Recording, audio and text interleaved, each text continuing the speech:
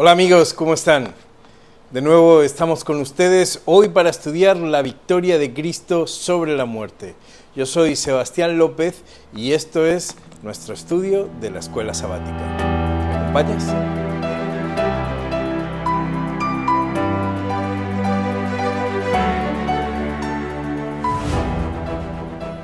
El hombre de nuestro tiempo, educado bajo el sistema del mundo científico, natural y técnico, piensa en categorías, en la realidad que percibe, basada en la experiencia y en las causas.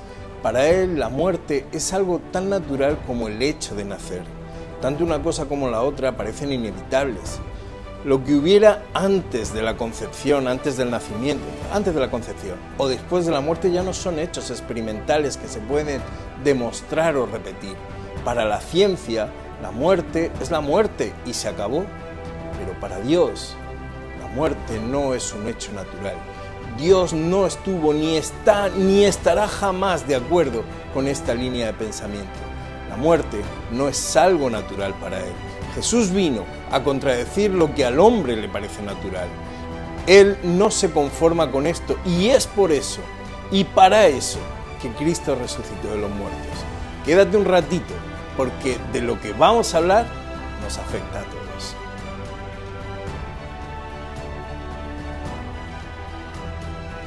Antes de continuar con el programa, quiero decirte quiero invitarte a que le puedas dar al like. Para nosotros es importante saber que estás ahí. Además, si puedes ponerme en algún mensajito desde donde nos estás viendo, también es importante para saber hasta dónde estamos llegando. Y si todavía no te has inscrito, pues te invito a que lo hagas. Ahí lo tienes, te puedes inscribir y te van a llegar las escuelas sabáticas antes que a nadie a tu celular, a tu computadora o al aparato que tengas. Gracias. Los evangelios se empeñan en contarnos las medidas que se tomaron cuando Jesús murió. Él había advertido a sus discípulos que resucitaría igualmente. Se lo había dicho de la misma manera a las autoridades y a los dirigentes judíos. Las profecías del Antiguo Testamento aseveraban lo mismo. Por esta razón, los dirigentes religiosos tomaron precauciones. «Manda pues que se asegure el sepulcro hasta el tercer día», le dijeron a Pilato. «No sea que vengan sus discípulos de noche y lo hurten y digan al pueblo, resucitó de entre los muertos, y será el postrer error peor que el primero». Esto nos lleva a pensar que Jesús despertaba en ellos algún tipo de incertidumbre que intentaban apagar en sus corazones. ¿Y si de verdad era el Mesías? Ni querían ni se atrevieron a creerlo. En la tumba de José de Arimatea pidieron que hubiera una guardia romana. Esto es un grupo de al menos 4 soldados regulares, perfectamente armados, que se turnaban cada 4 horas con otros grupos de otros 4. Bien difícil sería que se quedaran durmiendo los 4 a la vez. Además, sellaron la tumba, es decir, que pegaron la piedra a la pared o la encajaron para que no se pudiera mover. Pero no solo los principales del Sanedrín estaban preocupados por el cuerpo de Jesús. También el príncipe de las tinieblas no podía permitir que tal cosa sucediera. Las huestes malignas rodeaban el lugar, aquellos antiguos ángeles, ahora demonios, que una vez lucharon contra Miguel en el cielo. En ese instante se sentían victoriosos, sabiendo que su enemigo celestial estaba postrado en la tumba. Pero recordemos que el Creador de los cielos y de la tierra descansó toda su obra cuando llegó el primer sábado en Edén, así lo cuenta Génesis. En el 7º día descansó.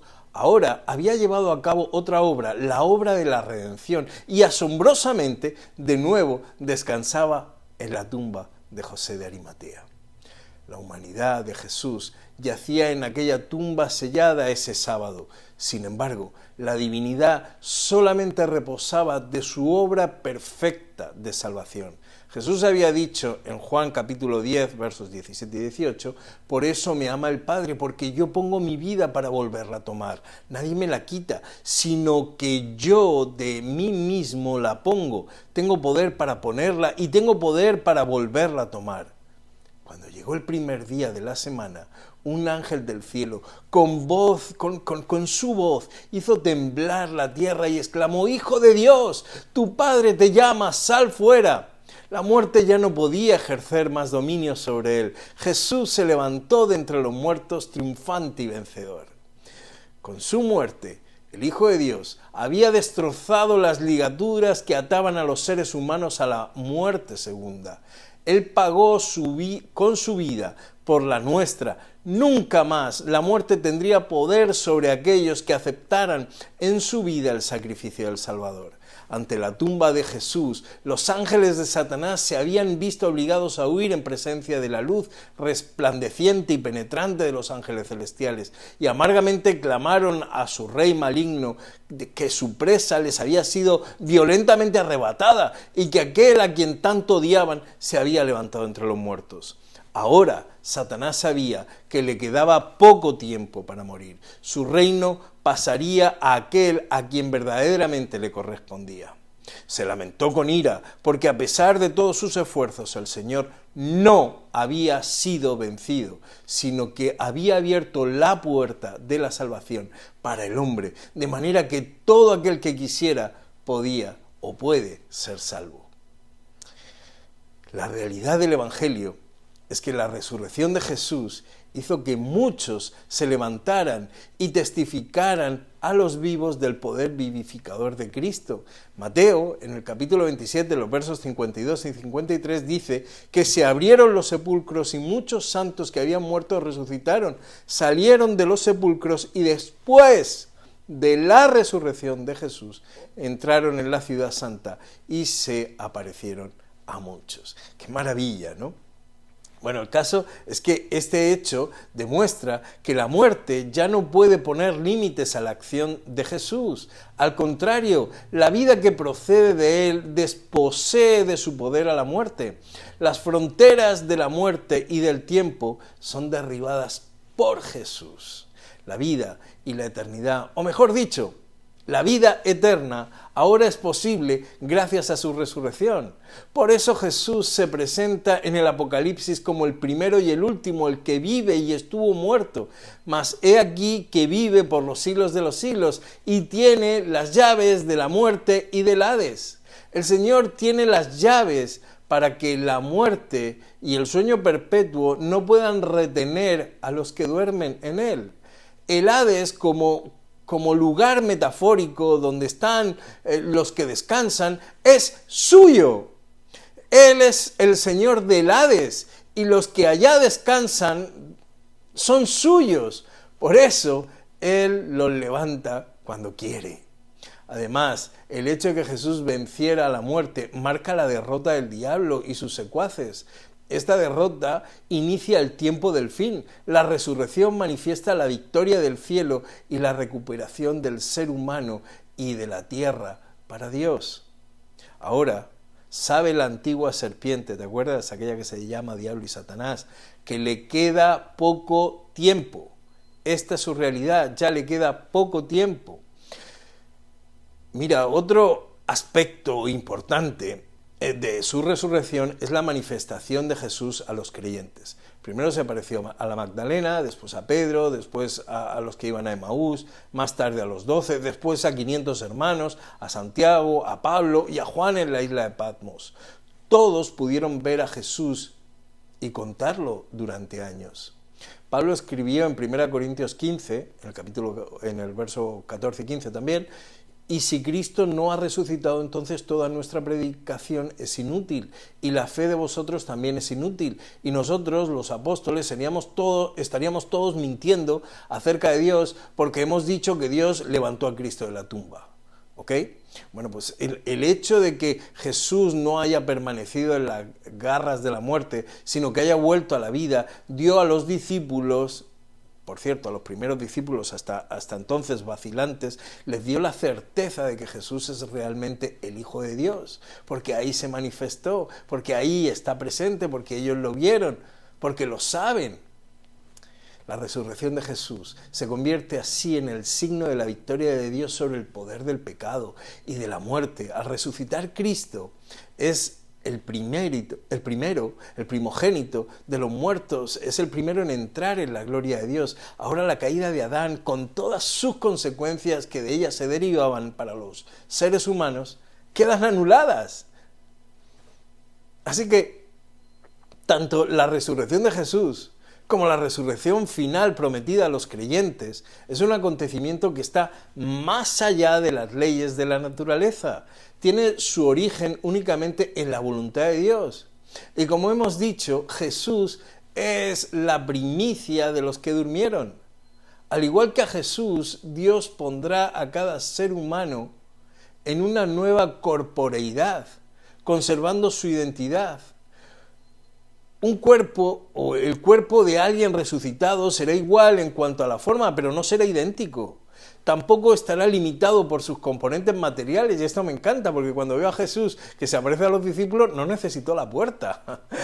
Bueno, pues nada, absolutamente nada, quedará tras el paso de la muerte, nada se salvará, nada quedará tampoco en los que estando vivos en el día de la venida del Señor serán transformados o sean transformados en un abrir y cerrar de ojos. Nada, no va a quedar nada, seremos totalmente nuevos, pero permanecerá nuestra identidad. Se equivocan aquellos que piensan que con la resurrección vendrá a ser una continuación de la existencia actual, pero libres de imperfecciones. ¡No! La nueva vida nos hará participar de un cuerpo nuevo y de un mundo nuevo, de tal manera que estaremos ante la misma presencia de Dios. Toda la belleza y la alegría de este mundo, toda la belleza y la alegría sumada de todos los tiempos, no admite la menor o no admite la mínima comparación con esa nueva vida que el Señor nos va a dar. Quizá, por decir algo, solamente existió una realidad comparable a esto una vez, y no pertenece a la esfera de la experiencia, por cierto, ni a la esfera de la historia humana. Me refiero al Edén. Eso es lo único que podremos comparar con aquello. Pero a lo que nos proyecta la resurrección son a cosas que ojo no vio, ni oído oyó, ni han subido al pensamiento, al corazón, al pensamiento del hombre. ¿Lo ves? ¡Qué maravilloso!, ¿no? Mira, hablemos de lo que significa la resurrección de Jesús y cómo nos afecta a nosotros. Resumiendo, ¿no? Jesús declaró que Él es la resurrección y la vida. Desde que resucitó a su amigo Lázaro, demostró su poder sobre la muerte. Cuando llegó el momento de su resurrección, se garantizó la derrota sobre la muerte. Su resurrección constituye las primicias que son la confirmación de la segura resurrección de los creyentes.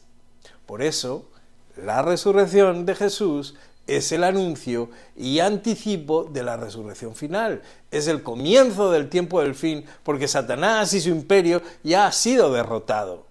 Toda la esperanza cristiana está fundada en la resurrección de Jesús. Los seres humanos no tenemos inmortalidad natural, es obvio, pero Dios, que es el único que la tiene, Él es el que viene a nosotros. Los hombres no tenemos ninguna posibilidad de acceder a esa inmortalidad. En cambio, Dios promete que así como Cristo fue resucitado, los creyentes también pueden acceder a esa inmortalidad por la fe en nuestro Salvador. Qué glorioso día será aquel cuando esto corruptible se haya vestido de incorrupción y esto mortal se haya vestido de inmortalidad. Entonces se cumplirá la palabra que está escrita: sorbida es la muerte en victoria. ¿No lo ves? Esto es solo posible porque nuestro Dios, nuestro Señor Jesucristo, hizo posible, porque Él volvió a la vida. Entonces, aquella mañana, en la que veremos al Señor, la mamá que estuvo obligada a dejar a su precioso bebé bajo el frío suelo, el solitario esposo cuya compañera de muchos años fue arrebatada por la cruel enfermedad, niños dejados solos, tristes y temerosos.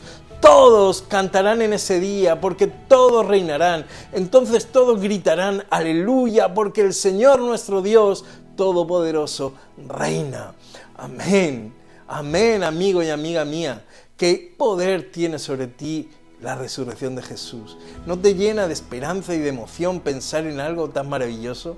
Pedro y Juan proclamaban, no podemos dejar de decir lo que hemos visto y oído. ¿Y tú proclamarás a otros tan hermosa esperanza? Porque tu familia, tus amigos, tus vecinos necesitan conocerla. No te calles, vívela, proclámala. Dios está llamando a tu corazón. Lo que Jesús hizo, lo que Jesús vino a vivir, lo que Jesús vino a morir, te afecta a ti, me afecta a mí, porque es lo que proclama tu salvación y mi salvación. Que Dios te bendiga en este día y que puedas llevar a otros tan hermoso mensaje.